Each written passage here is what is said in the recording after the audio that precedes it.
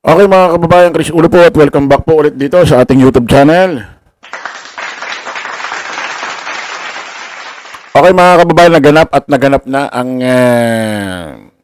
nangyari kanina hong debate dito ho sa loob ng Senado na kung saan pinag-usapan ho, pinagdebatihan, pinagtalunan, ano pa, ang ginawang desisyon ho ng Supreme Court dito ho sa impeachment case ho ni VP Inday Sara Duterte na inilabas ho ng Supreme Court na unconstitutional. Nagkaroon ho ng botohan. Lumabas hong boto. Panalo ho ang yes na wag nang i-hearing, wag nang i-trial itong impeachment trial ni VP Inday Sara Duterte. Nanalo ho 19 at 5 lang ho ang bumoto na kung saan ay ituloy pa rin ang usaping impeachment trial ni VP Inday Sara Duterte sa kabila hong nilabas ho ng Supreme Court na unconstitutional ho itong impeachment. Isa-isa hong nag-privilege speech ho ang mga kagalang-galang ho nating mga senador. Isa ho sa pinaka naging highlights ho dito ho sa ginanap hong debate kanina ho sa Senado about ho rito sa ginawang desisyon ho ng Korte Suprema. Ito hong talumpati or privilege speech ho ni Senadora Amy Colaong. Colaong. Colaong tuloy. Ano ba yan? Ano ba ito? Apelido nito? Marcos. Pakinggan niyo mga kababayan. At obvious naman kung sino ho yung pinariringgan ho rito ni Senadora Amy Marcos. Pakinggan ho natin mga kababayan.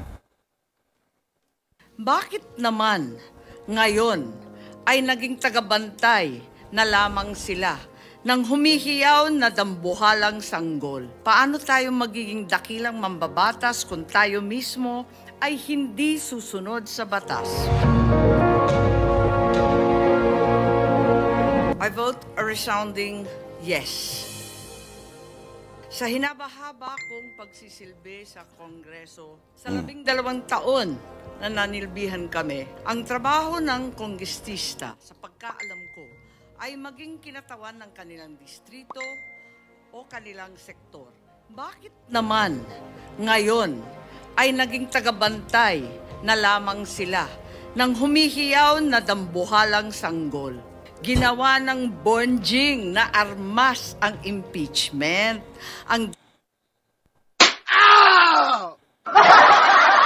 Dambuhalang sanggol. Bonjing daw.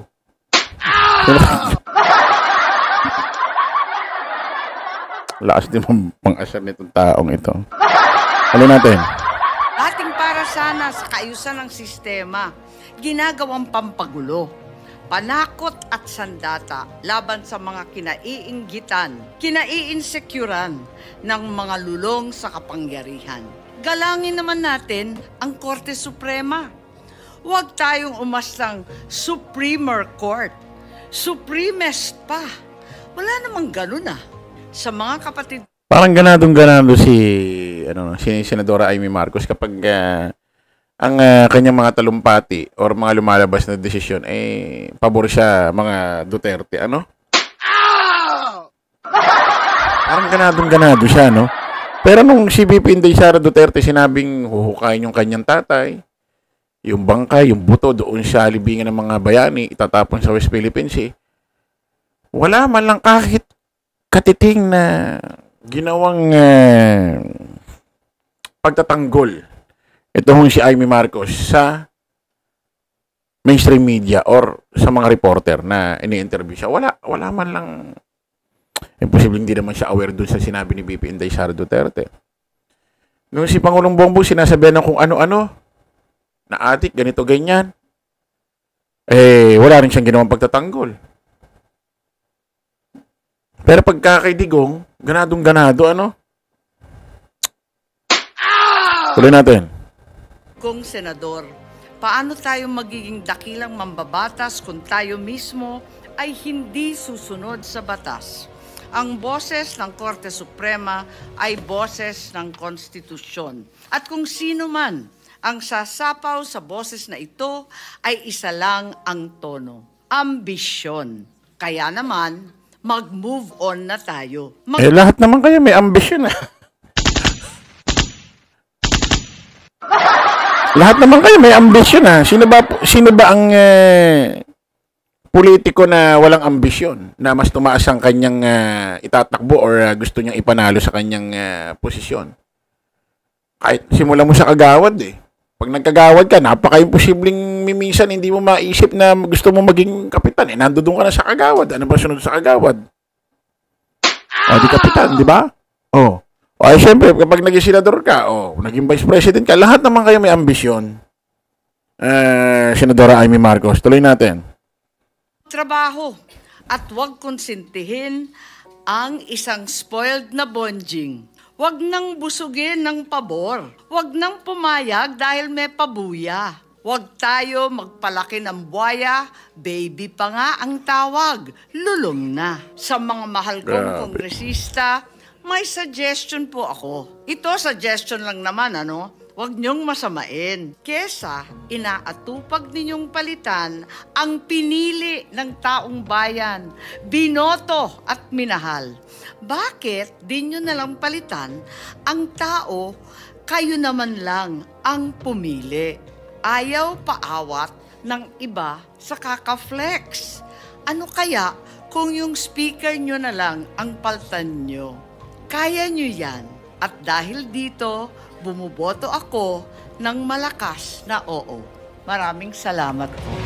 Ayun po mga kababayan, obvious naman mga kababayan kung sino ang binabanatan, pinira or pinariringgan ho rito ni Senadora Amy Marcos. Walang iba ho kundi si Speaker Martin Romualdez. Pag sinabi, Crisudo, ba't mo naman nasabi na si Speaker Martin Romualdez yan porket may binanggit na lolong, may binanggit na bonjing, may binanggit na buhaya. Ito ho yung ginagawa ho sa itsura, picture ho ni Speaker Martin Romualdez sa Facebook kapag ginagamitan ho ng AI.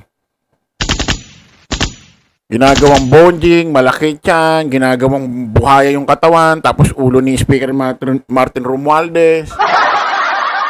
Yan ho yung ginagawa sa Facebook siyempre, sino pa ba pinariringgan niya rito? Tapos, palitan doon. Kayo naglagay dyan sa speaker na yan. Kayo rin ang nagpalit dyan, Congress. Sino pa ba yun? Di si Speaker Martin Romualdez. Hindi ko alam kung ano yung sinasabi nito ni si Senador Amy Marcos na para sa posisyon o ano. Actually, wala na. Ano pa magagawa? Ano ba, mapapalitan ba ng magiging presidente ba? Si Speaker Martin Romualdez kapag nai-impeachment trial si VP Inday Sara Duterte, hindi naman. Hindi naman ganoon. So, ewan natin bakit ganit. Siyempre, pamilya nila yan. Kamag-anak din niya si Speaker Martin Romualdez, hindi natin alam kung ano mga punot dulo nito. Pero ang pinaka hindi ko matanggap-tanggap dito mga kababayan. Siyempre, ano pa ba ma-expect natin? Kasi Pangulong Bongbong nga, hindi niya ang pinagtatanggol, kapatid niya na. Lalo na ito si Speaker Martin Romualdez, paano niya pa pagtatanggulin? Mismong kapatid niya, hindi niya pinagtanggol. At saka may sabi-sabi talaga mga kababayan turo si Amy Marcos. Sabi hindi raw talaga dugong Marcos ito, although gamit yung apelido. Apelido lang yung gamit kasi tatay niya raw si Ferdinand Marcos Sr.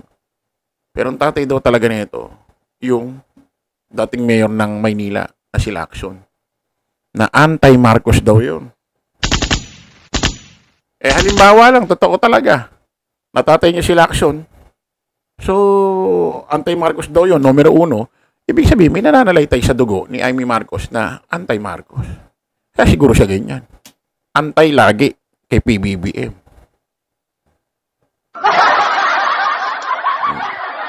Hindi naman po pwede maging Marcos ito kung sakaling hindi talaga tatay kung hindi niya talaga tatay si Ferdinand Marcos Sr. Kasi hindi naman talaga Marcos si Imelda Marcos Hindi naman talaga dugong Marcos yun. Kaya niya lang naman nabitbit yung nag-Marcos ni Ma'am Imelda.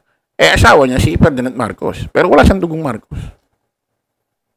So, baka kaya ganito ito. Antay lagi ang pananalita kay Pangulong Bongbong dahil antay nga siguro yung tatay niya. Kung saalin tatay niya talaga yun. Ito mga kababayan, kanina sa Senate Gallery, habang nagsasalita ito si Amy Colaong, Ay, Amy Colaong. Si Amy Marcos, dami kasing inaapelido rito eh. Amy Marcos, Amy Duterte, Amy Colaong, Amy Lacson. O, kamukha rin daw ni Francis Leo Marcos ito. Baka rin magkapatid nga rin daw ito eh. O, habang ho nagtatalumpati, ito ho si Amy Marcos, kanina ho sa Senate Gallery, sa kanyang privilege speech, may mga tao hong nagtayuan ho doon sa gallery. Na nanonood, biglang nagtayuan at nag-thumbs down ho doon sa harapan ni Amy Marcos habang nagsasalita. Eh mukhang message yun kay Amy Marcos. Pakinggan nyo, tignan nyo itong video ito. Lamang sila nang humihiyaw na sila nang Ayun o. Sa 12 taon na nanilbihan kami, ang trabaho ng kongresista, sa pagkaalam ko, ay maging kinatawan ng kanilang distrito o kanilang sektor. Bakit naman ngayon ay naging tagabantay na lamang sila nang humihiyaw na dambuhalang sa... Ayan ho, habang nagsasalita, nagpi-privilege speech ito si Amy Marcos na walang kakwenta-kwenta. Eh may mga ilan hong tao ho na bisita ho doon sa Senate Gallery na nagtayuan. Nangyari na rin ito sa mga nagdaang sesyon nung mga medyo bata-bata pa tayo noon.